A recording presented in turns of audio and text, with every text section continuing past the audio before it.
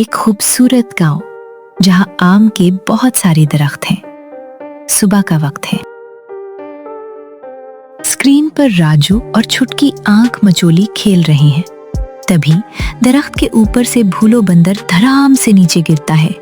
उसके हाथ में एक पुराना धूल से भरा कागज है। अरे भूलो, तू दरख्त से आम तोड़ रहा था या खुद ही आम बनकर गिर गया? भूलो सर खुजाते हुए, अरे राजू भैया, आम तो नहीं मिला, पर दरख्त के खोखले तने में मुझे ये पुराना कागज मिला।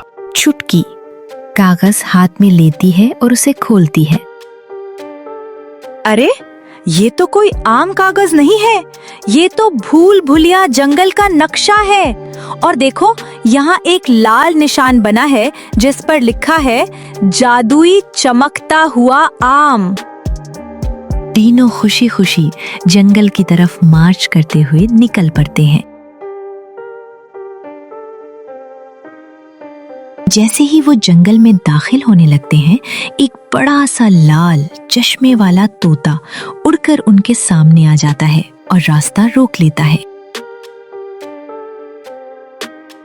भूल भुलिया जंगल में दाखिल होना है तो मेरे सवाल का जवाब देना होगा, वरना वापस जाओ। पूछो पूछो, हम हर पहेली का जवाब जानते हैं। नो।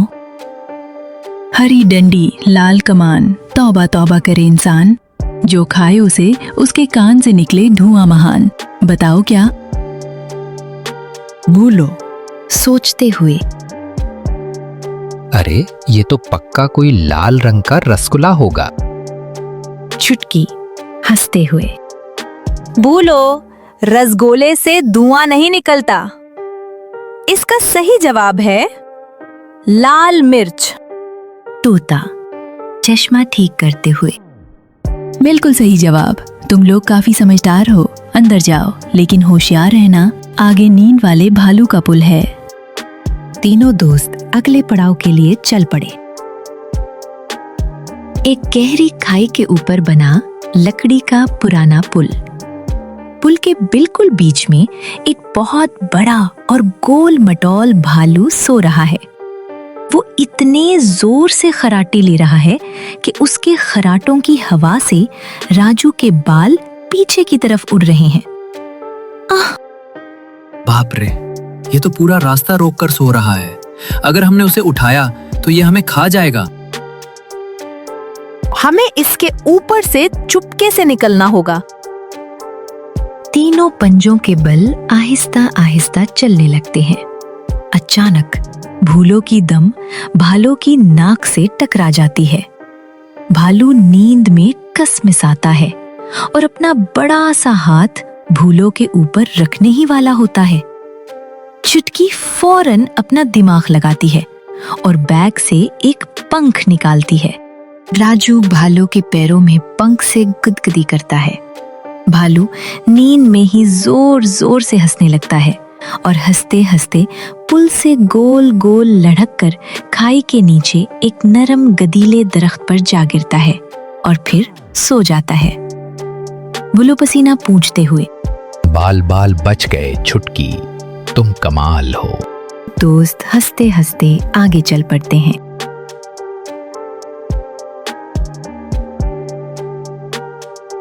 कुछ देर आगे चलने के बाद एक नदी जिसका पानी जेली की तरह उछलता है। नदी के पार एक चमकती हुई गार है। नदी में पानी बहने की जगह जेली की तरह हिल रहा है। बीच बीच में बड़े बड़े कवल के पत्ते हैं। हमें उन पत्तों पर कूद कूद कर नदी पार करनी होगी। राजू जल्दी से भागकर गार में चला जाता है और आवाज लगाता है, राजू झुटकी, जल्दी गार में आओ। राजू और छुटकी भी गार में पहुंचते हैं। गार के बीचों बीच एक छोटा सा दरख्त है जिस पर सिर्फ एक सोने की तरह चमकता हुआ आम लगा है। इसकी रोशनी से पूरी गार जगमगा रही है। राजू आम तोड़ते हुए, रिया तो सच में जादुई लग रहा है। क्या हम उसे खा सकते हैं? मेरे पेट में अब चूहे नहीं, डायनासोर कूद रहे हैं। रुको, हमें इसे बराबर बराबर बांटकर खाना चाहिए। हम तीनों ने मिलकर इस मुश्किल को पार किया है। राजू आम के 3 टुकड़े करता है। वाह, मुझे तो लग रहा है मेरे अंदर 100 हाथियों की ताकत आ गई है। राजू, और आम का जायका तो दुनिया में सबसे बेहतरीन है। छुटकी मुस्कुराते हुए। असली जादू उस आम में नहीं है। असली जादू तो हमारी दोस्ती और टीम वर्क में है। अगर हम साथ नहीं होते तो यहाँ तक कभी नहीं पहुँच पाते।